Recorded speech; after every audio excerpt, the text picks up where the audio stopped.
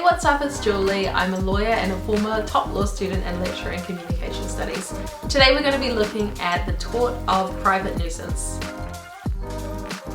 Private nuisance is a continued, unreasonable and substantial interference with a person's right to the use and enjoyment of their land. So basically, in my language, what that means is someone is continually annoying you quite severely and they're annoying your enjoyment of your land.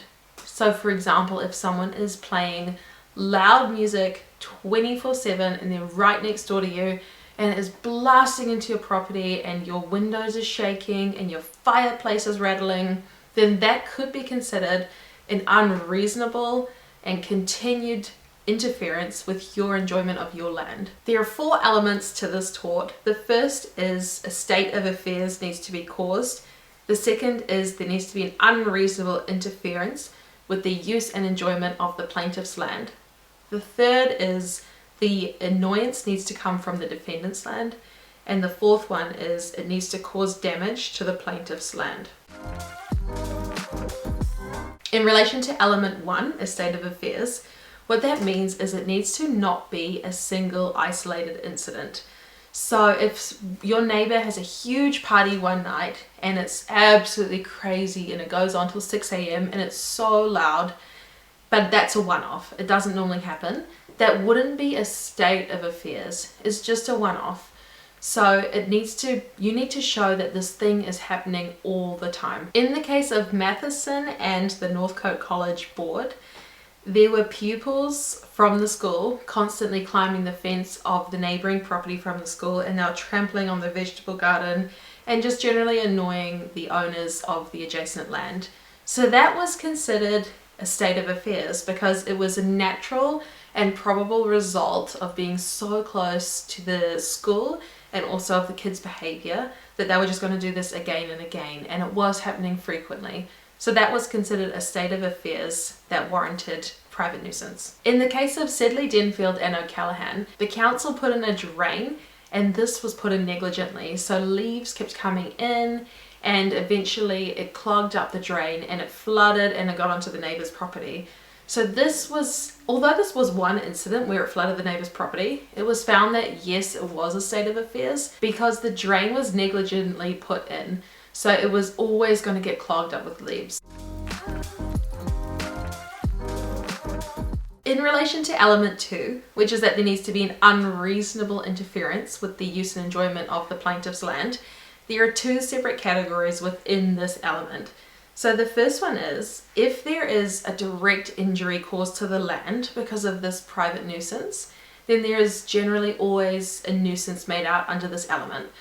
So what that means is if someone is causing actual problems to your physical land, like maybe they've got a coal factory next door and the smoke is blowing over and making your house covered in the smoke and your house is black all the time, so it's physical, you can go and touch the smoke, then that would be a direct injury to your land, and that would cover this element pretty much no matter what. For example, in the St. Helens smelting case, there was a factory and it emitted vapors and it was causing damage to the plants of a neighbouring house. So that was considered a direct injury to the land. The second category under this element is that a nuisance is affecting your senses. So for example, if it's just noisy and it's not actually doing anything to your land, but it's personally annoying you, or someone has a huge building and the lights are shining in your eyes, like they're reflecting off the windows and shining in your eyes, then that would be affecting your senses. So it is still affecting the use and enjoyment of your land. However, unlike direct injury to land, which is always considered unreasonable, in this element, when it's affecting your senses, it's not always unreasonable. So there's a reasonable test, and it basically has to be so unreasonable that based on societal standards, they would say it's not okay. So the way your senses are being affected are not okay.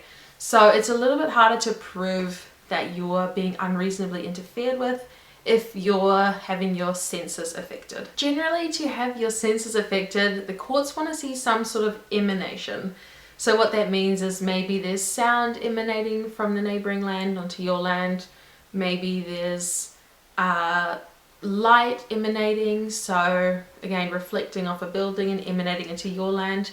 They want to see generally some form of emanation onto your land. For example, in the BNZ and Greenwood case, this case was based in Auckland City Centre, I believe, and I think BNZ put up a huge building that was all mirrors, and every day at a certain time the light would come and bounce off the mirrors and reflect into Greenwood's building, and it would make Greenwood's life basically intolerable. So the courts held that this actually was an unreasonable interference with Greenwood's land because it was just so intense, the bright light that was caused from BNZ.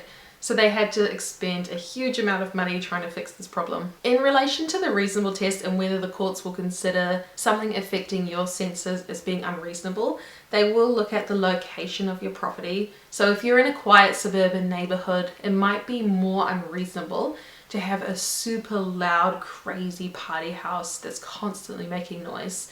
But if you're in the city centre, they might say that's more reasonable. They might also look at the social utility of the defendant. So for example, if there is like a youth centre that's causing a lot of noise, they might be like, yeah, that's unreasonable, but it's still so good for the community, we're just going to leave it. The personal susceptibilities of the plaintiff are not considered.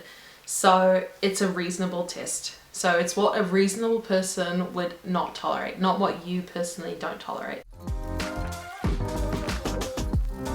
In relation to element 3, that it needs to emanate from the defendant's land, the defendant generally needs to own their land, and the thing that is causing the nuisance needs to generally come from the land, unless the defendant has somehow adopted a nuisance.